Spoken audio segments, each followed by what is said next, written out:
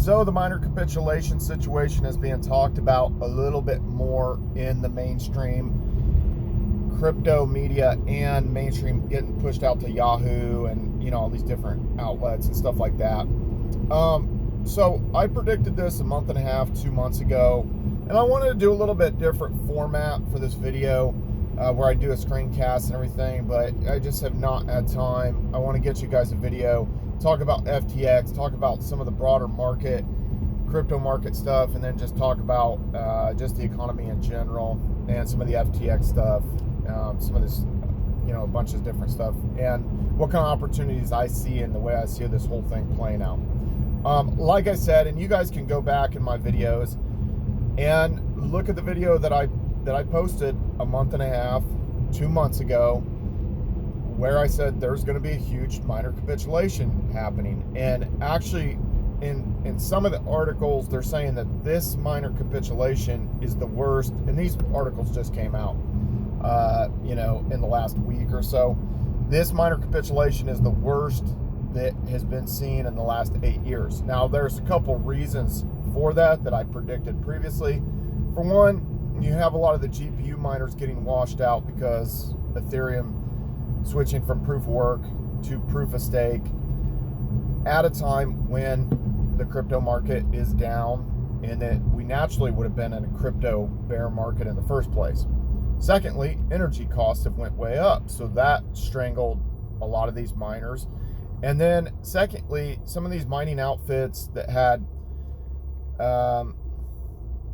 grandiose plans and raised like a lot of money, they got to a situation where it was like, well, they're going to have to put the money to work because they raised all this money. There was the chip shortage, so their ASICs and all that kind of stuff, and the equipment that they were looking to get, whether it be GPUs or ASICs, all that stuff came in later than they thought. And then it's like, well, do you put it into service? And we saw basically the difficulty on the Bitcoin network kept going up. And then it was like, well, that's weird because we're in this bear market, and so why would it be going up? Because it's not profitable. But just like what I said, they got the equipment, they got it way later than they thought. They'd raised all this money to buy this equipment, and then it's like, well, I guess let's put it into service, let's run this stuff, and then immediately they're unprofitable, and they would be better off just buying the coins instead of running them and having this huge electricity bill and running the equipment. So they end up in this very, very precarious situation. And we're going to get into, in another video, we're going to get into whether you should mine or not, or what to look out for if you are going to attempt to mine, because there are certain advantages and disadvantages of mining. Now, that being said, this is why we're going to part of the reason we're going to run into more problems in the crypto market. Because of all the capitulation and stuff, eventually these miners, they have to start filing for bankruptcy, and then they have to start selling their equipment out, and they start having to sell the coins that they were originally maybe just going to stack and hodl through this time, and then the expense of everything caught up to them way, way, way quicker than they thought. And a lot of times what happens to a lot of these outfits, instead of reaching out to people who are actually experts in the area of mining and cryptocurrency and stuff like that, it's what I notice all the time, and I notice this even with like some of my friends that I've got into crypto, or that they've seen that I'm in crypto, they all try to go it alone. And keep in mind, I watch people in the crypto market that have been in crypto as long as I've been in or longer, and that I perceive to be experts. I don't know everything about crypto. That being said, every single cycle, I see people getting in that have a lot of money or have access to a lot of money, that suddenly they're this instantaneous genius or this instantaneous, whatever, this precocious prodigy or something that suddenly jumps in, and they get slaughtered. And even if you know quite a bit, it's easy to get caught on the wrong side of trades. It's easy to get caught on the wrong side of things, and maybe other things come up, or black swan events and stuff like that. And it's hard to sort of perpetuate the situation forward. And then we have all these other situations, all these pitfalls, all these mousetraps to take your Bitcoin, to take your Ethereum, take your BNB, take your Dogecoin, take your Litecoin, take your Monero. Have all these other pitfalls that you get tempted into. All these mousetraps trying to get your money. And you know, it's just the nature of the beast. And at the end of the day, it's like there is going to be a washout. And most of the time, guys that are new to the situation are going to get flushed. And that could be, in my prediction, that has not fully came true, it's partially came true, is that Michael Saylor's will get liquidated. And his liquidation point is around 13,500. And I believe that he will get liquidated, and that is going to be a big indicator of when we're close to the bottom.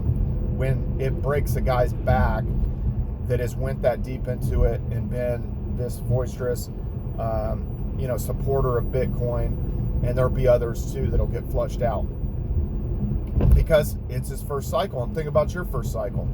Did you have overwhelming success if it's your first cycle? And maybe this is your first cycle, and you got caught on the wrong side of it, and you're looking for some answers and everything. So that's kind of the natural thing, and I don't have anything against Michael Saylor per se, but he started buying in way too late. Started buying in when Bitcoin was around 30,000, and then was taking debt to then buy at higher prices and pull his average up. And I've said this clear back in May and stuff like that, and I've said it in videos in June and stuff, that my prediction is that he will get liquidated. Now, the board had him maybe step down as CEO, and you know, he says that he's more focused on Bitcoin and their objectives there and stuff like that. But that was already what they gravitated their entire business to. What happens when MicroStrategy's core business actually starts to evaporate because the economy is in bad shape? Way worse than a lot of people lead on, and I've been saying this for months. So then their core business starts to dry up. So then they're not able to allocate the money to Bitcoin and try to get their average down. And then it's just at some point, it's like, dude, a lot of people that aren't these kind of devout followers of crypto and what Bitcoin is and all that kind of stuff, they just start to look at the guy like, you know, he's crazy. And you know, again, that's how everybody's gonna, there's people, if you're buying right now, you're probably going to be okay if you can hold for 2, 3, 4 years. Now, that's easier said than done. It's extremely hard to get to that point. And that money's sitting there, and you feel like, well, I could have done this or that with that money. And how are you going to get there?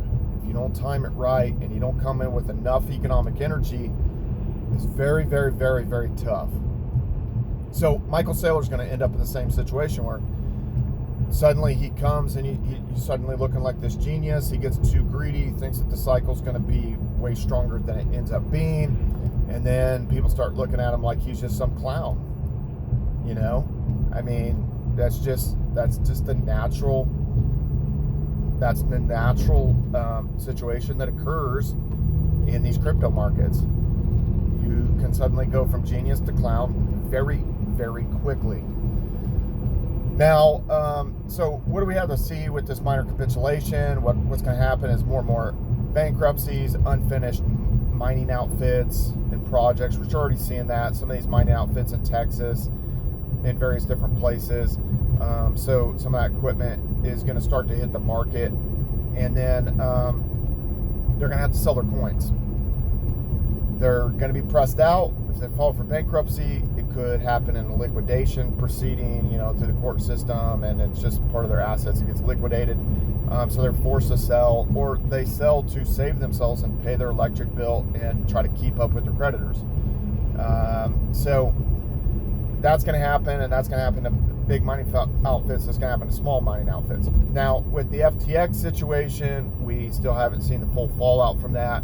And I'm going to make a separate video basically detailing how a lot of this FTX thing, and other people have mentioned it as well, there's a lot of very suspicious things surrounding this. and I'm going to give my thoughts. I don't think they're going to really kind of stick it to Stan Bankman. They're going to sort of act like he's kind of this kid that got caught up in a whirlwind, and everybody's going to point a finger this way, and that person's pointing a finger this way and that way, and then they're not gonna end up kind of really sticking it to anybody. And if they do, they'll do it to some of these minor players that were part of the company that we actually don't know that much about and didn't really necessarily have anything to do with the ultimate collapse, but they'll just kind of they'll put it on them and, you know, lock that dude up and act like he was the fall man. I'll go more into detail on that in another video. So what do I see as kind of some of the opportunities in this market? We're getting closer and closer to a major capitulation point, a breaking point where, and I've seen some of the volumes kind of look shaky. People are getting worried about Binance. People are getting worried about various different things. People are kind of worried to allocate money. They're sort of looking for this lower point. And we're getting closer to that because now we're mid-December and people are going to have to kind of offload these to offset some of the losses or offset some of the gains that they maybe made in other areas. They might just go ahead and just take the loss in crypto and then rebuy next year. So we've had some of that stuff happen. Where we're going to have more of it happen as we approach the end of the year, and then we'll potentially get kind of this rebuying in January, February time frames if people have the money to allocate and they don't have other obligations that they have to take care of. So we'll see some of that, but I just think that this bear market is going to be extremely drawn out. This recession that we're in, and it's just, again, there's so many similarities to 2007, and then next year, 2023, will be very much like 2008. We're going to have enormous amount of economic pain that, you know, a lot of people, it could end up being the worst recession / depression of our lifetimes. And there's several reasons why I think that. I'll go deeper into some of those reasons as we get further into it. But I mean, a lot of it becomes because of the food and the energy costs are so high, and just these other markets are way out of whack as well. Like the used car market is still out of whack, or just the car market in general. And then it's just like, well, what does someone have to be able to do to sort of survive and to make buy? And you know, I've even, you know, one of the things here that I'm, you know, back in the Midwest and stuff is, you know, my parents will often, you know, they'll go to this Amish store and everything, and a lot of it's scratch and dent stuff, like maybe the packaging got torn and stuff like that. And honestly, it is like, I'm so thankful for that store, because it's like you get there and you start loading up and you're like, you know, it's just like, okay, wow, like I was able to save like a lot because I bought this stuff that has a torn package, and this is just a saving grace kind of thing. A lot of people don't maybe have access to that kind of thing. A lot of people are shopping in these stores, whether it be a Walmart or whatever. The price is way like crazy, and then they end up in a situation where like they just end up having to, you know, put the stuff back on the shelf because they're like, I can't really kind of justify paying this or that at this moment. So I would say that's the big things to look out for. We're going to have this minor capitulation come up. It is happening right now, but I just think it's going to become way worse, and we're going to see it really collapse the market here in the next month or two. And just the weight of the world is going to be on the shoulders of crypto, and it's going to break loose. So that being said, guys, I'm going to make other follow-up videos here while I'm driving and doing some of this other stuff. I've got to go to the Bentley dealership and everything to get some stuff taken care of here.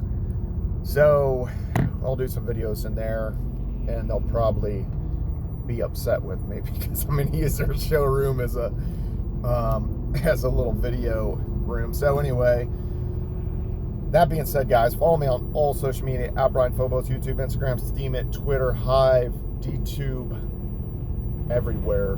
See you guys.